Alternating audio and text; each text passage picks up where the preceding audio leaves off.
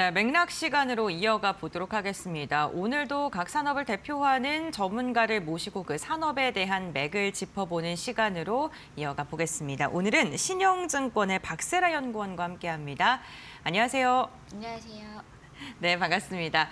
네, 오늘 부동산 관련된 이야기를 좀 해보고자 하는데요. 정부가 1월 29일 날 부동산 대책을 발표했는데 그 후에 좀 여러 가지 부동산과 관련된 이야기들이 나오고 있는 상황입니다.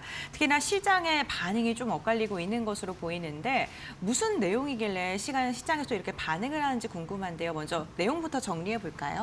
네, 이번 1월 29일 날 발표됐던 대책은 사실 지난 연도 97 공급 대책의 후속 방안이라고도 볼 수 있습니다. 어떻게 수도권의 부족한 공급을 늘릴지에 대한 핵심 내용이라고 보시면 될 것 같고요. 그 내용으로는 도심 내 우수한 입지의 유휴부지 등을 활용해서 총 6만 호를 신속하게 공급하겠다라는 내용입니다. 방식 역시도 도심 내 공공부지를 활용하겠다 또는 노후 공공청사를 복합개발해서 혹은 신규 공공주택지구를 신규로 제시를 하면서 총 6만 호라는 목표치를 설정했습니다.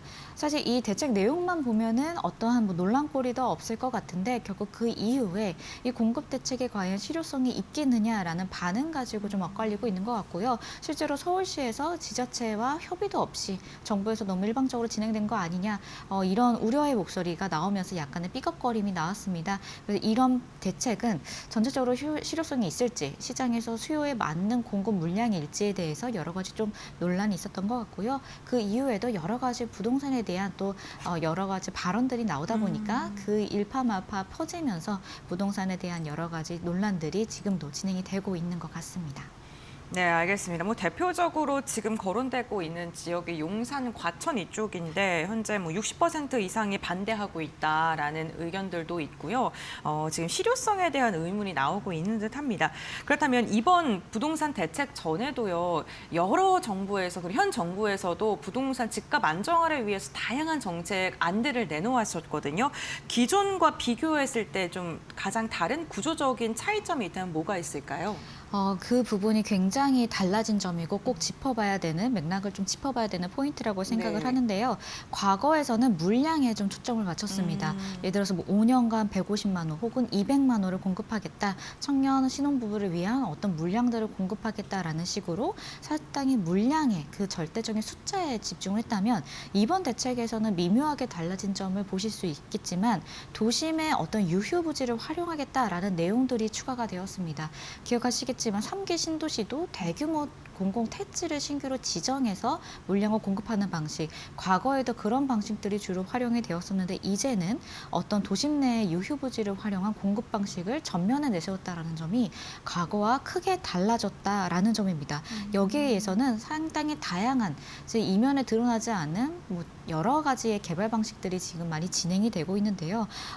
공급의 주체 역시도 민간에만 시장에만 의존하는 게 아니라 직접 공공이 주도를 해서 직접 시행의 방식으로서 공공주도의 공급 정책을 도심 내 유휴부지를 활용해서 공급하겠다 이런 내용들이 있습니다. 그래서 구조적으로 우리나라가 공급 주택을 활용하는 방식이 단순히 빈 땅이 아니라 재고주택 혹은 노후화된 자산들을 활용해서 어떻게 개발해서 어떻게 신규로 공급하는지 이 부분에 대한 포인트가 달라졌다라는 점을 인식하시면 좋을 것 같습니다. 근데 이제 이야기를 듣다 보니까 3기 신도시 이렇게 지역을 정하고 정부가 개발했던 이유 중에 하나가 어쨌든 그렇게 해야지 개발의 속도가 좀 붙지 않습니까? 그리고 개발하는 방식도 좀 일괄적으로 할 수 있고 그런 부분들이 있는 것 같은데 지금 도심 안에 있는 부지를 사용하거나 노후주택을 좀 이렇게 리모델링이라던가 다시 한다면 의견을 수렴하는 데도 시간이 좀 걸릴 것 같고 방식에 있어서 좀 다를 것 같거든요. 이 부분은 어떻게 보세요? 결국에는 네. 과거와 같은 택지 지정의 개발 방식은 사실은 지금의 우리나라 방식에서는 더 이상 유효하지 않은, 작동하지 않는 메커니즘상의 구조 정책이라고 보시면 될 것 같습니다. 네. 예를 들어서 우리가 빈 땅이 많으면 그런 식의 택지지구 지정과 관련된 신도시 공급 개발 방식이 맞을 텐데 이제는 우리나라도 서울을 포함해서 상당히 도시가 성숙했기 때문에 더 이상 빈 땅을 찾는다는 것은 사실상 불가능한 일이고요. 그런 식으로 어떻게 보면 도심 내에서 사람들이 조금 더 접근 가능한 선호도가 높은 지역에서의 공급은 계속적으로 뒷순위로 밀려나는 부분들이 있기 때문에 결국 사람들이 살고 싶어 하는 그런 지역의 우수한 입지에 개발이 막혀서 진행이 안 되고 있는 상황들이 있다면 그 부분에 정부가 어느 정도 공공이 참여해서 개발에 물꼬를 트면서 자산을 재개발하는 사업들, 정비 사업을 통해서 이 부분이 또 오히려 공급에 대한 현실적인 대책 그리고 중장기적으로 미래를 본다고 하더라도 이 방식이 지금은 진행이 돼야 되는 게 맞다.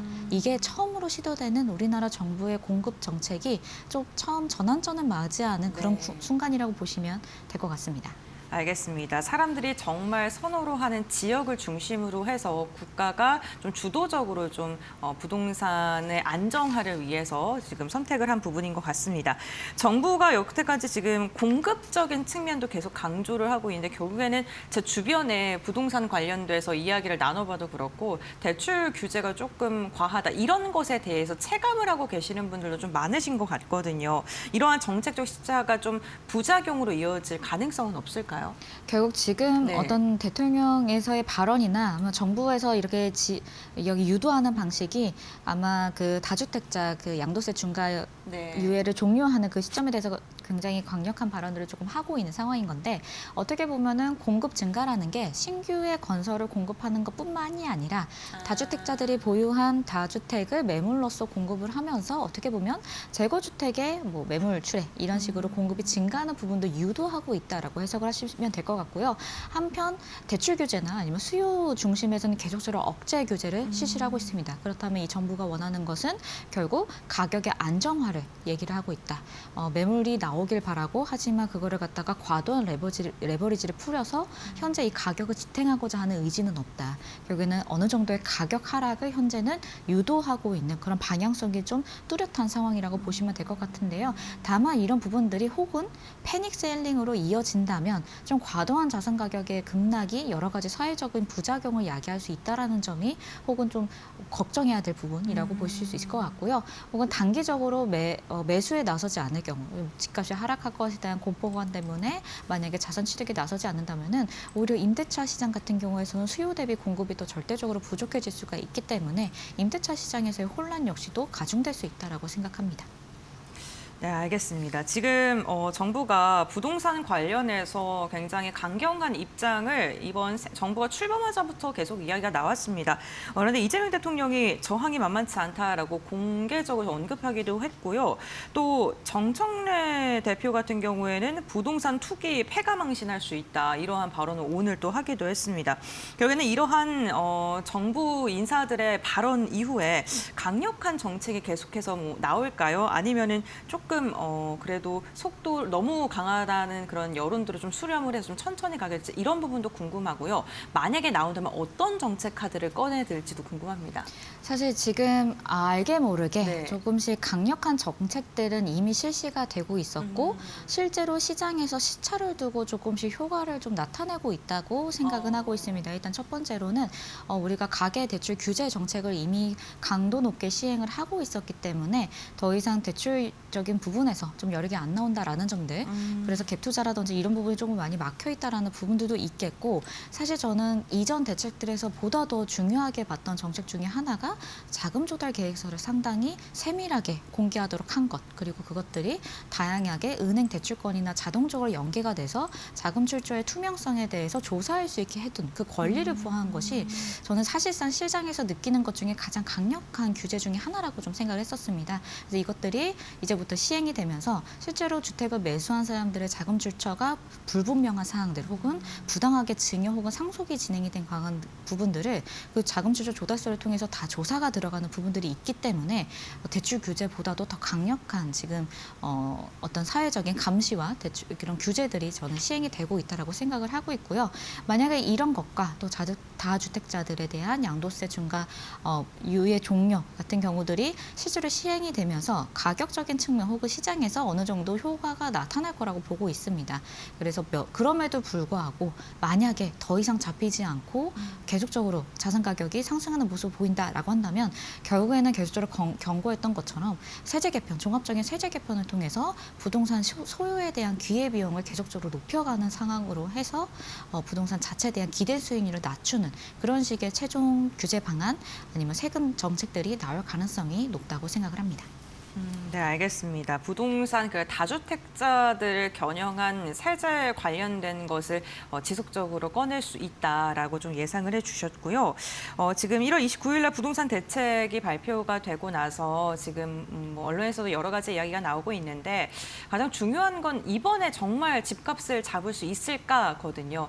만약에 대책이 성공하거나 혹은 실패하게 됐을 때 부동산 시장뿐만 아니라 뭐 증시라던가 환율 시장에는 어떠한 영향을 미칠지도 어떻게 바라보세요? 결국 지금 이 정부가 유도하고자 하는 방향에는 부동산 자체에 너무나도 몰려있는 자금을 다른 쪽으로 옮기고자 하는 맞아요. 자본의 구조적인 이동을 지금 목적으로 하고 있는 부분들이기 때문에 이 부동산에 대한 기대 수익률을 낮추는 과정에서 해당 자금이 증시로 혹은 다른 자산으로 생산적 자본으로 이동할 경우 어느 정도 세제 혜택까지 주는 방안까지 좀 여러 가지 다각도로 고민을 하고 있는 것으로 알고 있습니다. 그래서 이 1, 2구 대책 자체의 단일적인 성공과 실패를 논하기보다 현재 정부가 유도하고 있는 자본 이동에 대한 흐름, 이것이 결국 코리아 밸류업에도 이어질 것이고 뭐 여러 가지 3법 개정안까지 다 맞물려서 돌아가는 것들인데요.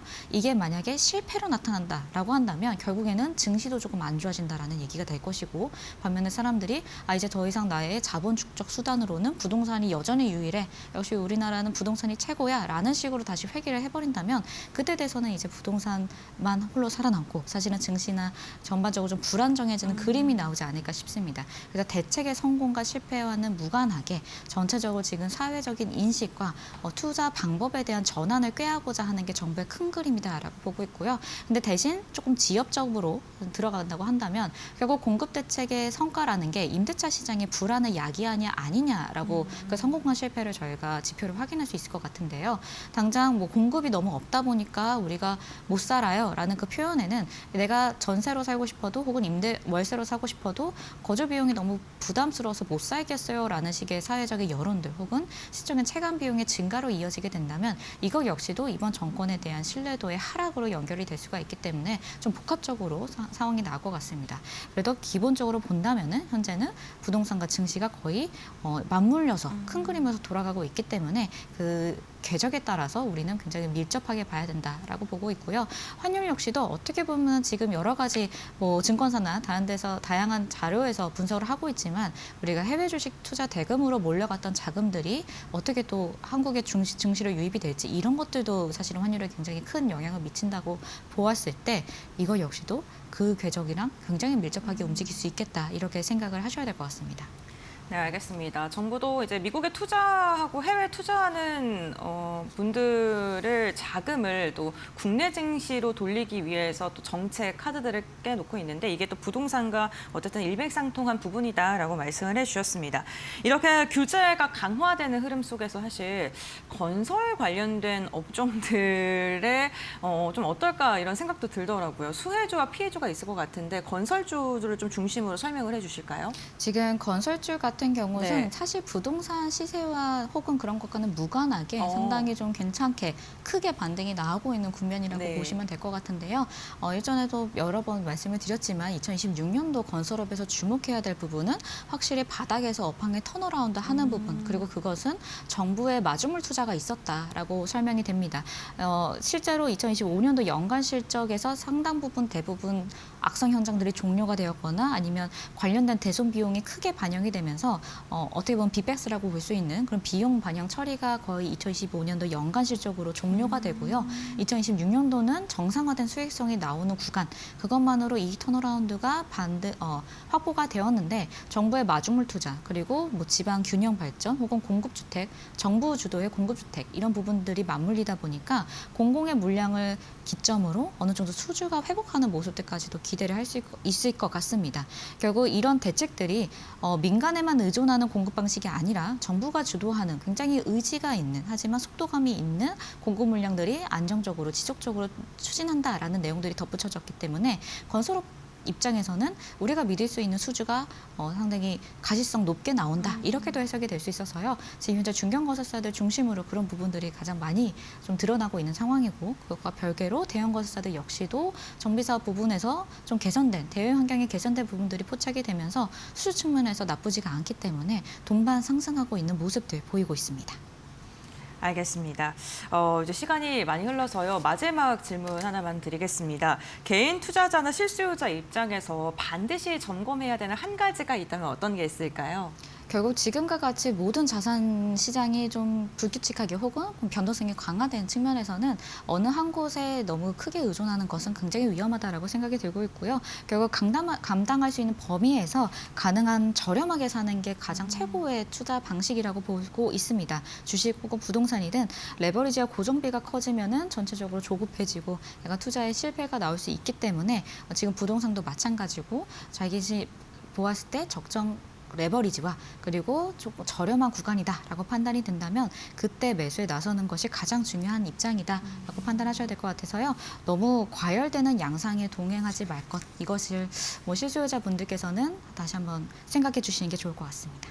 네, 알겠습니다. 오늘 박세라 연구원과 함께 정부의 119 부동산 대책과 함께 우리 시장 전망과 관련된 이야기를 나눠봤고요. 오늘 말씀 여기까지 듣도록 하겠습니다. 고맙습니다.